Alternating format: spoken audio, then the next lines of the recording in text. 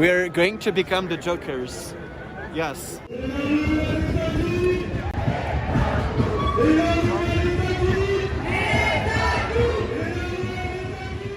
Okay, two disclaimers. First, yes, France is a gorgeous country, landscapes are great, French culture is very rich, the food is great, French language is beautiful, we are the country of human rights, education is more or less free, healthcare is more or less free. I love many things about France, but today I want to focus on the things that I don't like. And to be fair, it's been quite easy to hate France lately. Second, this is happening right now, the protests and everything, and as much as I like to take some distance with my videos to, see different angles, etc., I'm a human being, and this is making me very angry, very emotional, very scared as well, and I also wanted to convey that in the video. So I'm going to have to make a lot of contextualization before I get to the crux of the issue, the real reason why millions of people are protesting in France. Every single time I told to someone outside France what I'm about to tell you, they couldn't help but make that face I make on pretty much every thumbnail. So this video is meant for people outside of France to better understand what is going on. There have been a lot of misconceptions as to why French people have been protesting to the degree they do. The first one is the hyper-focus on the pension reform. And it is true that it is how things started. Macron's government announced that they would delay the age of retirement from 62 to 64. They said it was necessary in order to maintain our current pension system, which relies on workers being taxed a portion of their salary to pay for those who are retired. So the government's arguments are that 1, more people are retiring, and 2, people are living longer. Those two things lead to the pension system being in deficit, and to correct that, they argue that we either have to increase taxes on workers to pay for pensioners, or delay the age of retirement so that workers can contribute for longer. And they are right in a way. If we really want to keep the pension system as it is and avoid increasing that relatively small deficit, something needs to be done. And French people are annoying for not understanding that. In fact, for the past few months, that is what the government has been saying on TV, etc. The reform is necessary. We didn't explain it well. We're frustrated that we didn't convince the French people. And I mean, this way of talking is very condescending, isn't it? Very technocratic. French people aren't dumb. They don't need to be told what is right, what is wrong, what is necessary, what isn't. They very much understand what the government is trying to do. Contrary to what has circulated in French and international news, French people aren't selfishly protesting because they do not want to comply with a necessary reform. If those who say that at least try to talk to French people, they'll soon realize that it's not true. That's how things were initially presented to the general public. That is how most international news channels presented it as well, with the government on the one side having to pass a difficult yet necessary reform, and lazy, unrealistic, selfish, and sometimes violent French people on the other. But the government did not anticipate what was going to happen.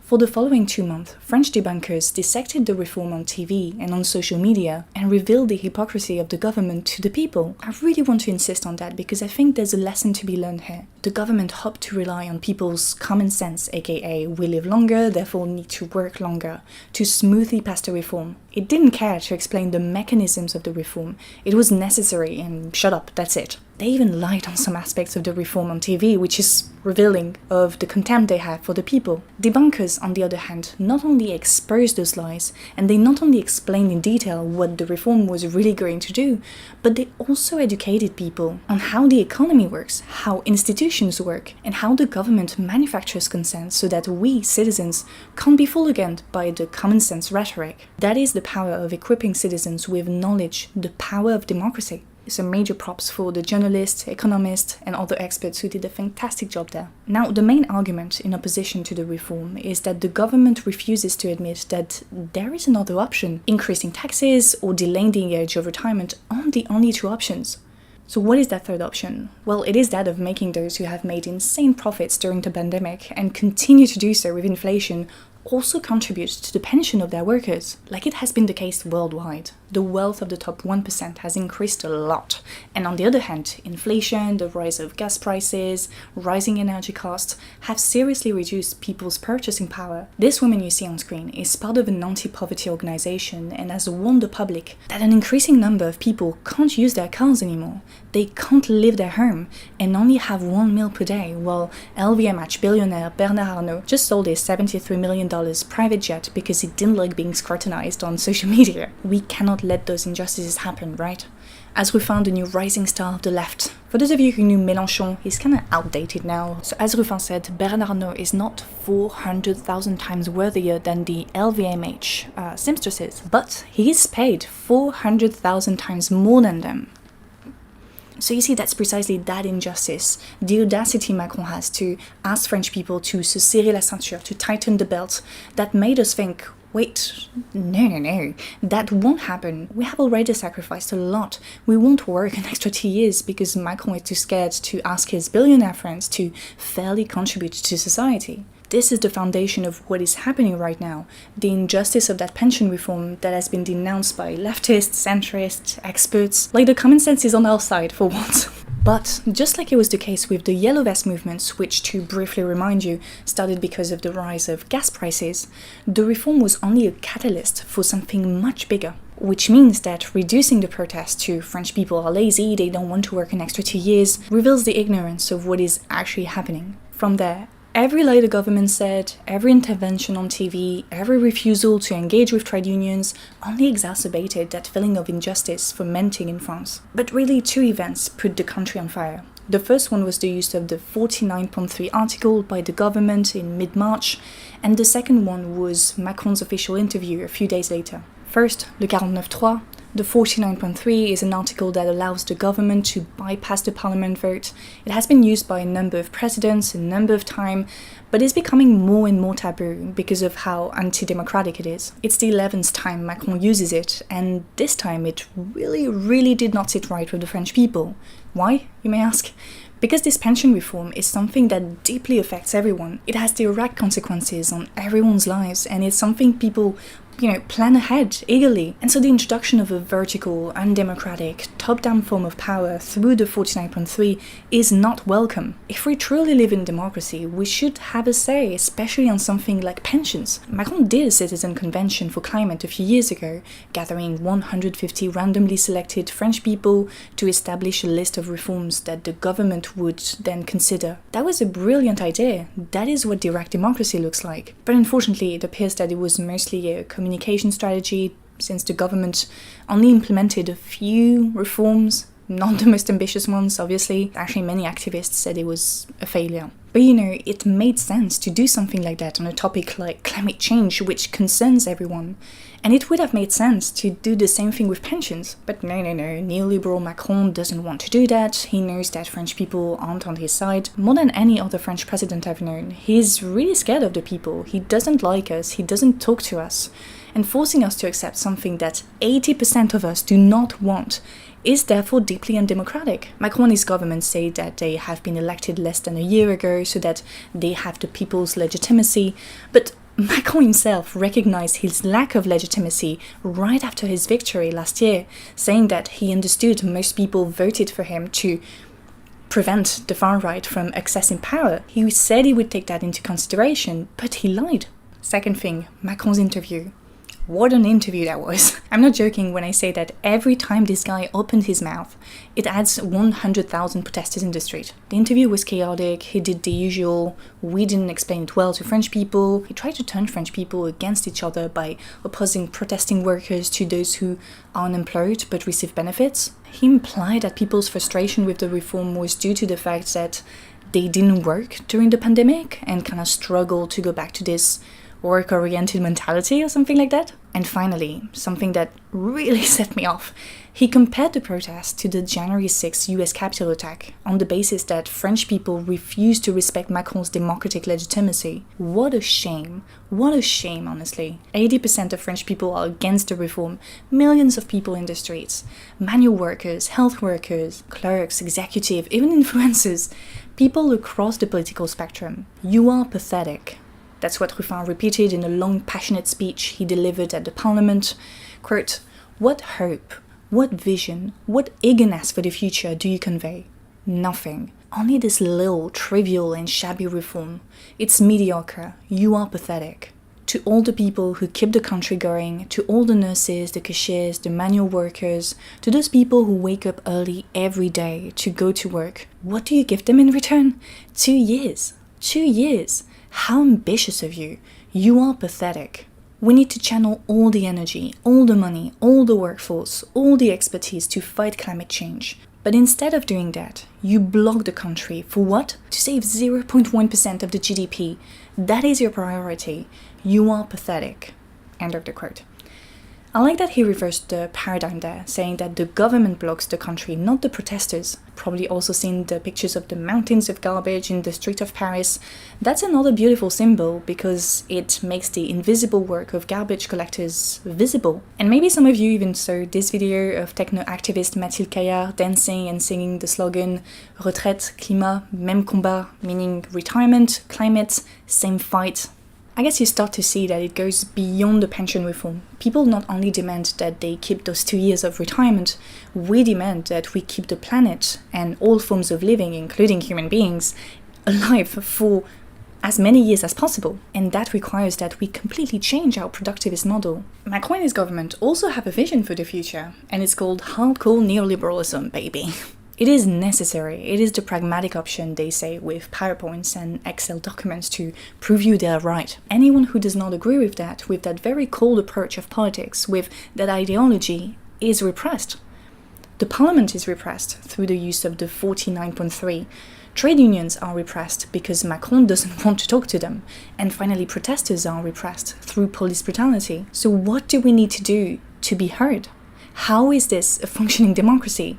We tried everything, they blocked everything. I want to elaborate on the police violence because it is getting really serious. In the past few weeks, images, videos of police brutality have circulated online. Police officers have used warfare weapons, they have abused of tear gas, intimidated, insulted, threatened, undressed protesters in the street. They rode their motorbikes on protesters, hit them with their baton. They have arrested hundreds of peaceful protesters who clearly did not do anything. Every single day there are new images of police brutality. And what does the government have to say to that?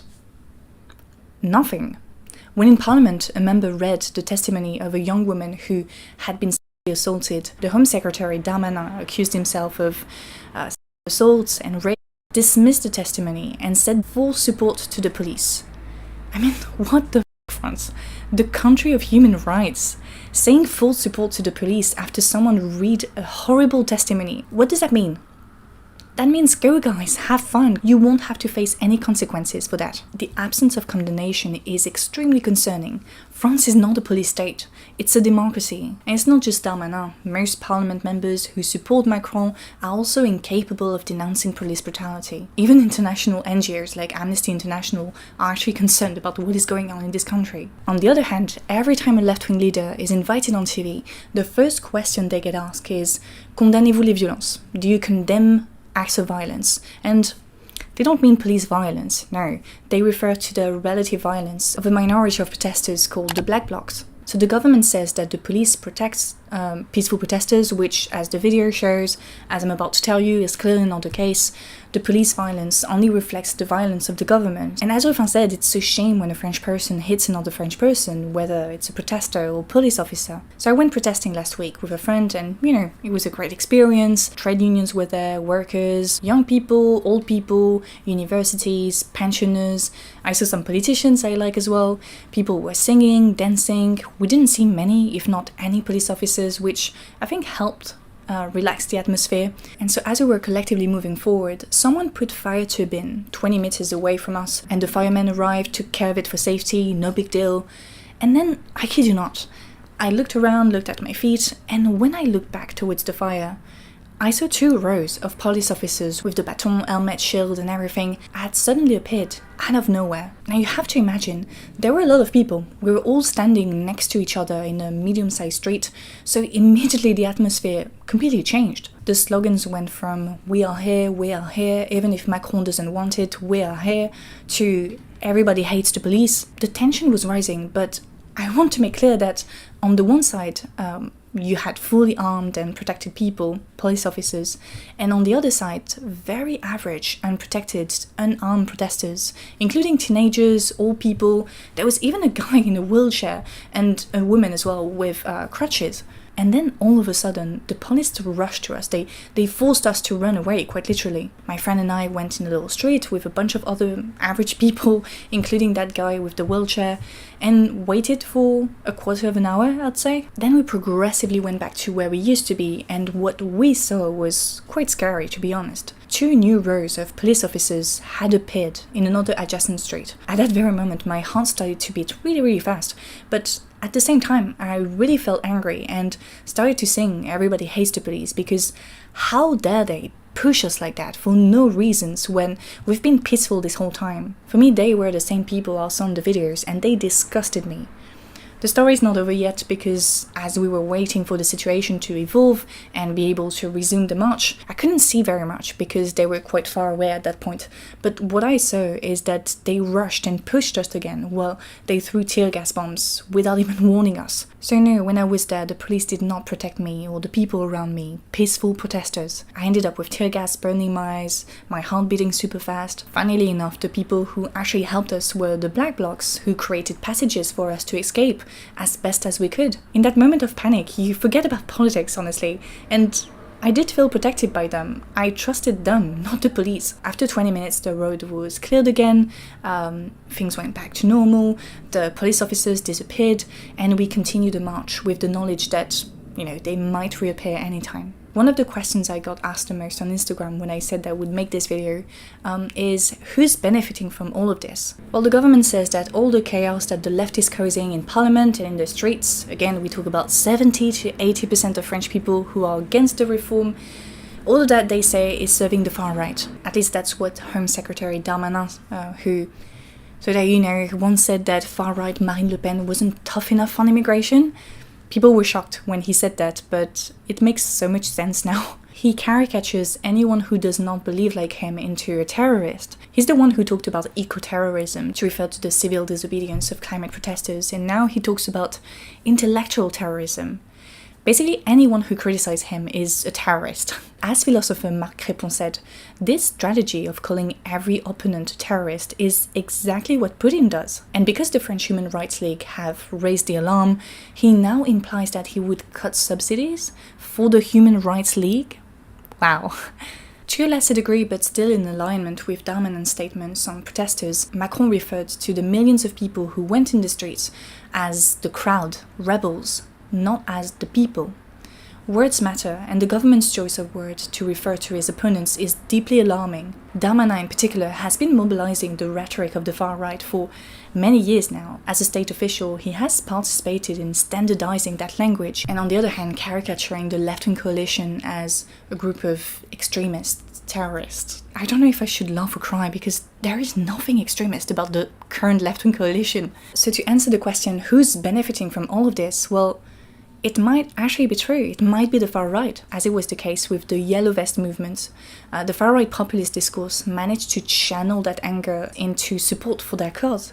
And it might happen again here. It is true that people who went in the streets seem to be mostly left-wing, and it's great because all of the protests kind of developed that left-wing consciousness. However, the majority of people didn't make it to the streets, and they could be the ones who potentially vote for Le Pen. The ambiguous relative silence of Marine Le Pen's party and its complete absence from the activity of the protests further allowed it to establish itself as a respectable party, ready to govern. In fact, it is mind-blowing to see how the government, not just Darmanin, has shown more and more sympathy for the respectable far right in comparison to the chaotic left. And again, there is nothing revolutionary about the current left-wing coalition. Maybe moving to a new republic, the Sixth Republic, with more direct democracy, but other than that. But anyway, Macron is now deeply unpopular. I don't think anything could save him. He reached a point where he had to send police officers to arrest a random woman who insulted him on Facebook, and also gave an interview to a kids magazine. I think someone needs to send him that woman who performed that weird poem for Putin. You remember that? There must be some unresolved childhood trauma going on. If I were that woman, I'd probably say something like, Emmanuel, I know it's easier to be right-wing than left-wing. We live in a society that constantly drags us towards the easy option, because it's harder to resolve issues of injustice than it is to resolve issues of order. We adopt conservatism because it's easier to understand what already happens, therefore it's easier to hold a right-wing discourse than a left-wing discourse. And because all societies encourage us to put less and less efforts into developing our own knowledge, our understanding of the world, we are more and more likely to choose the easy option on the side of order rather than the side of justice. I've received a lot of comments from people across the globe saying, I wish insert nationality was like the French, we don't protest like you do, and yes, it's true that we have a very long tradition of protesting, but that tradition is the result of the existence of structures that know how to organize people. So don't wait for a protest to occur in your city. You can start organizing at a very small level with a group of friends at your college campus, and then gather more and more people around the cause. Also make sure to follow organizations that already exist around you and show up when they need you. Protesting is most of the time really fun. You get to meet new people, you get to sing, you really feel like you're part of something, and that is a feeling we seriously lack, that sense of community basically. The last thing I'll say is that all the protests that are happening at the moment in France are purely reactionary. They seek to keep the rights that have been acquired in the past. That's why even if the text gets removed, it won't be a full victory, just a return to what it used to be before it all started. So it's also important that on top of resisting neoliberal institutions, we also campaign for progressive alternatives, that we reverse that paradigm, meaning that we force our governments to react to us, not the other way around. The reforms show that yet again neoliberal elites want to oversee the management of our future, but what we, the youth, ask for is to let us imagine it. So yeah, I guess that's it for today. I hope you enjoyed it. I hope you better understand what is at stake in France at the moment. Don't forget to like, to subscribe, if it's not done already. You can also support me on Patreon. We have a Discord community with live streams, a book club, etc. Actually, I'd like to say thank you to my patrons for their support. I'm trying to wrap that up as quickly as possible. I'm running out of battery. And a special thank to top tier patrons. Obviously it cut before the end, but a big thank you to Patricia, Marcelo, Christopher, Ian, Donage, Ren, Alex, Sam, Manuel, Dakota, Jay, Benjamin, Oswald, Perry, and Carla. Other than that, I'll see you very soon. Salut!